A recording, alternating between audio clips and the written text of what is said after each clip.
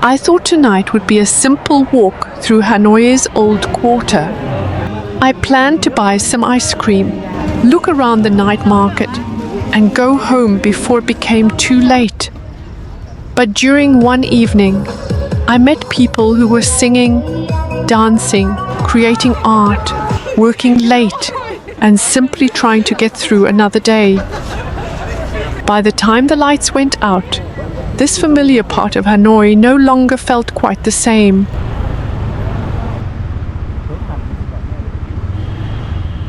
Tonight, I decided to spend the evening outside.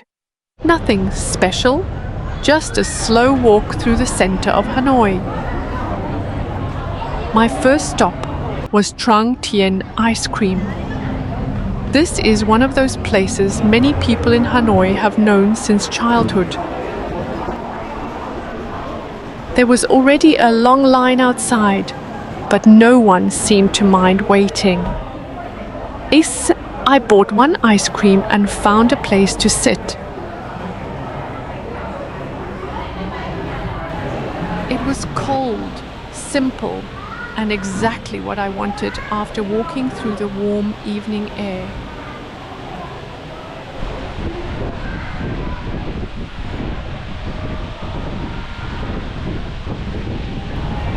After a few minutes, I continued walking while trying to finish it before it melted.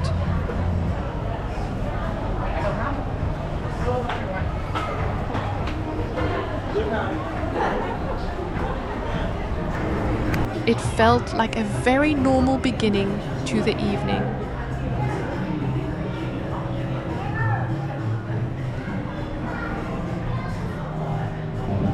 A little farther down the street, I noticed an older man standing beside a trash bin. He was searching through it carefully, looking for plastic bottles, cans, and pieces of cardboard he could sell. Most people walked past without stopping. For a moment, I did the same. But after a few steps, I turned around. I asked if I could help him. Then I started collecting bottles beside him. At first, we only talked about the things he was collecting, but slowly, he began telling me about his life. He told me that he once had 2 sons. Both of them had passed away. Ilsa, his wife, is now old and sick. Most of the time, she has to stay at home in bed. Every day, he leaves home at around 3 in the afternoon. He walks through the city until about 10 at night, collecting whatever he can find. After 7 hours of work, he said he had earned about 35,000 Vietnamese dong. That is less than $2. I did not know what to say. A few minutes earlier, I had been standing in line to buy ice cream. Now I was sitting beside a man who had spent most of the day searching through trash for a very small amount of money. I wished I could do more for him, but the truth is, I did not have the ability to change his situation. All I could offer at that moment was a little help, a conversation, and some time. Sometimes feeling sorry is easy. Knowing how to truly help is much harder. After saying goodbye, I continued walking around the lake. A few minutes later, I heard music coming from the other side of the street. A group of performers with disabilities was singing in front of a crowd. Some people stopped for only a few seconds. Others stayed for an entire song. The street was noisy, but their music still found a way through it. They may not have had a large stage, but for a few minutes, the sidewalk belonged to them.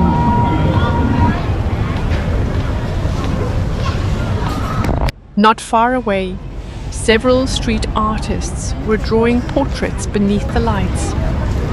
One artist was drawing a foreign child.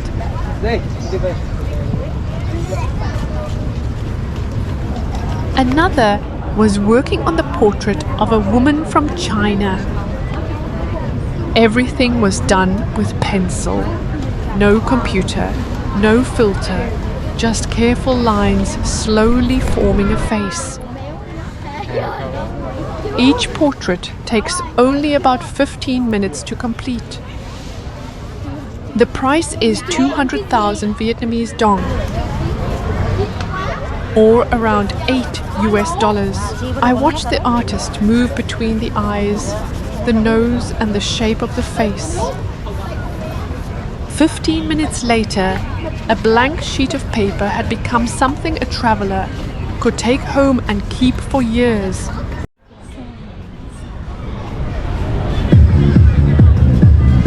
A little farther around the lake, another kind of music was playing.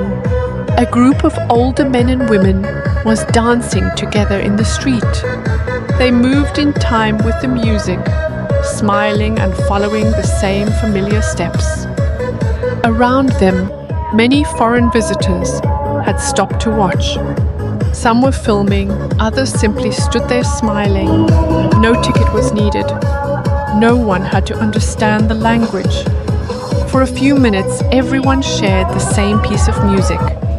Maybe that is why public spaces like this feel so alive. People do not only pass through them, they bring their lives into them.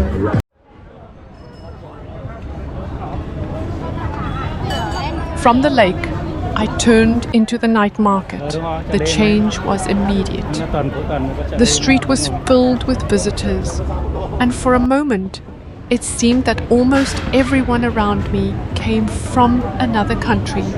English, Chinese, French, and many other languages mixed together above the crowd.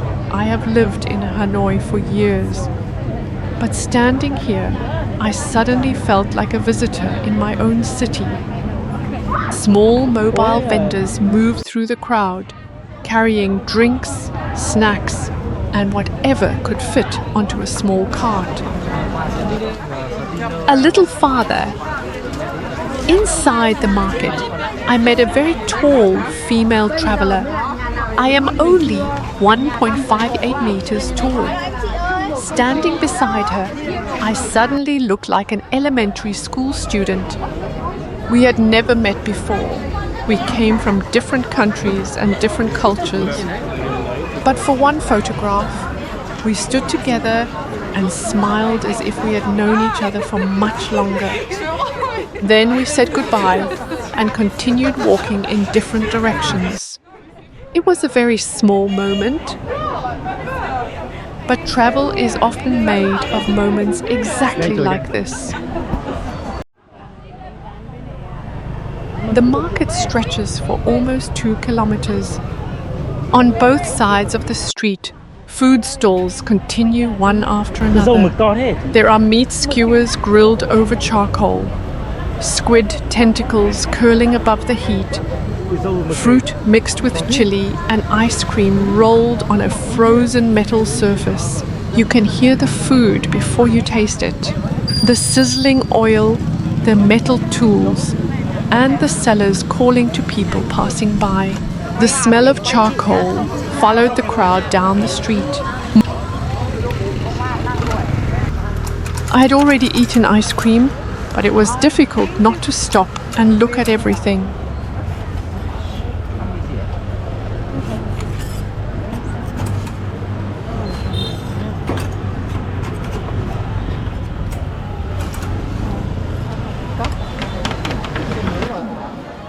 Night markets have a strange effect. Even when you do not need anything, you always feel tempted to try one more thing. I came here only to walk, but somehow I began trying on clothes. I really like this dress. It costs 150,000 Vietnamese dong, which is about $5 to $70. My current bag is already damaged, so I seriously considered buying a new one.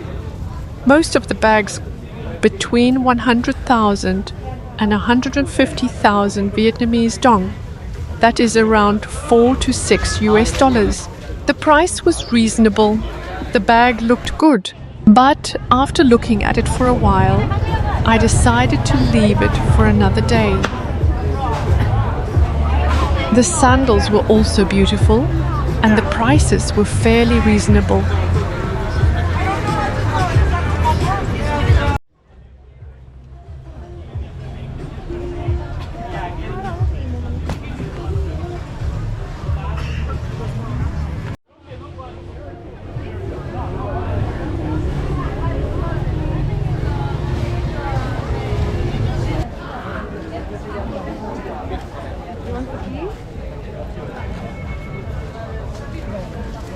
I also found handmade crafts, small souvenirs, clothes, accessories, and many everyday products.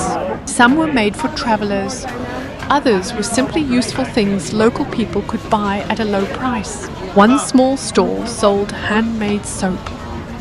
The soaps came in different colors, shapes, and natural scents. I picked one up and smelled it. The scent was light and fresh, very different from the strong perfume of many factory-made products.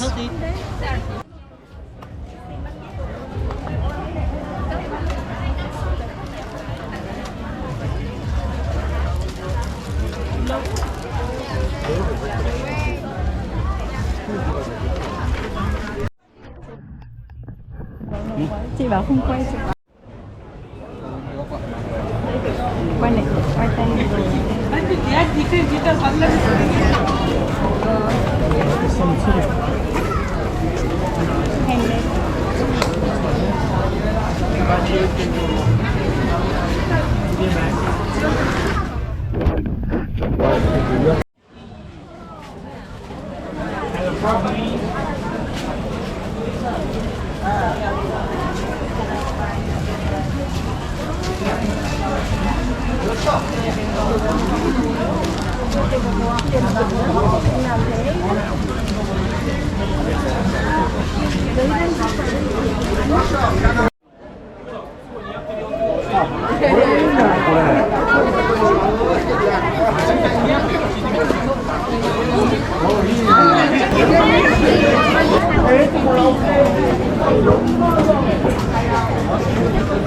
Kaya ba siya sa akin? Ang ganda. Sandstone. Sandstone. Green ako, green doon. Ibang green ako.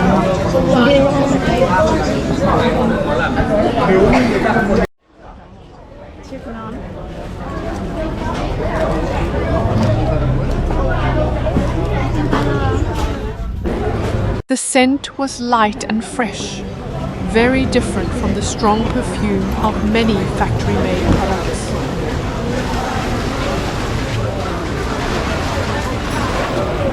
When I looked at the time, it was already 11 p.m. Some visitors were still shopping. Others were already heading home. One by one, the lights above the stalls were switched off. Clothes were folded, boxes were closed, and everything that had filled the street was packed onto carts and motorbikes. A few hours earlier, there had barely been enough space to walk. Now, the street was slowly becoming empty again. For the visitors, the evening was ending. For the sellers, there was still work left to do.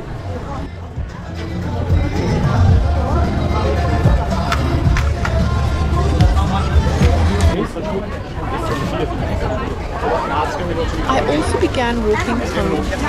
By then, many of the lights around the old quarter and One Kim Lake had already been turned off. The crowds were gone, but the streets were not completely quiet. Sanitation workers had begun cleaning everything left behind. While most of the city was preparing to sleep, they were preparing the streets for the next morning.